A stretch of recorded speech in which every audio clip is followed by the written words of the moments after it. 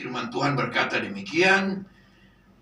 Ya, saya bacakan untuk orang semua. Demikian juga Roh membantu kita. Perhatikan itu, Roh Kudus ada di mana dia di hati kita, dalam hidup kita. Demikian juga Roh Kudus membantu kita dalam kelemahan kita. Ya, dalam kelemahan, dalam ketidakmampuan kita, mungkin karena beban yang begitu berat, ya, masalah yang bertubi-tubi datang. Sebab kita tidak tahu bagaimana sebenarnya harus berdoa.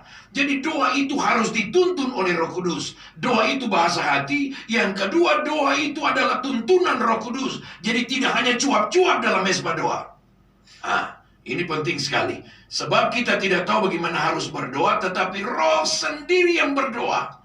Jadi kita bisa berkata-kata, kita juga bisa tidak berkata-kata. Roh yang ada dalam kita itu untuk kita membangun komunikasi dengan Allah Bapa kita di sorga. Hebat saudaraku yang kekasih. Ini tidak kita temukan, dimanapun. Hanya di dalam Kristus. Dia taruh Roh Kudus di dalam kita. Dan Roh Kudus ini sinyal untuk kita terhubung dengan Bapa di sorga.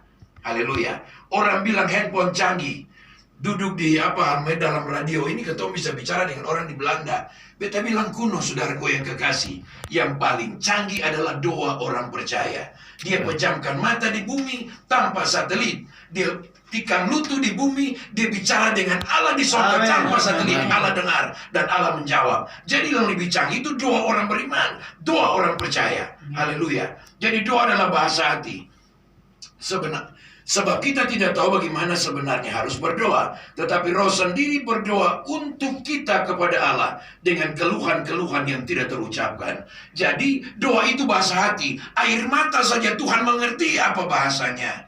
Kita cuma diam saja. Allah mengerti bahasanya karena Allah ada di hati kita. Roh Kudus ada di hati kita. Roh Kudus itulah yang membahasakan sesuatu yang ada di hati kita. Dan Allah dengar, Allah menjawab, dan Allah melaksanakan bagiannya dalam kehidupan kita. Puji Tuhan, haleluya. Yang kedua, kita lihat yang terakhir maksud saya, sudah mau setengah 8. Kita lihat satu ayat lagi di Markus 11.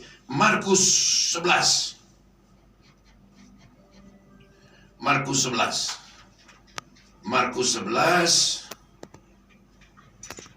ayat Markus 11:24. Karena itu aku berkata kepadamu, apa saja yang kamu minta dan doakan, percayalah bahwa kamu telah menerimanya, maka hal itu akan diberikan kepadamu. Jadi doa, iman kita kepada Allah yang berjanji itu harus menjadi dasar yang kokoh, yang teguh di dalam kita membangun persekutuan doa kita dengan Tuhan.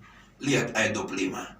Dan jika kamu berdiri berdoa, ya, ampunilah dulu sekiranya ada barang sesuatu dalam hatimu terhadap seseorang, supaya juga Bapamu yang di sorga mengampuni kesalahan-kesalahanmu.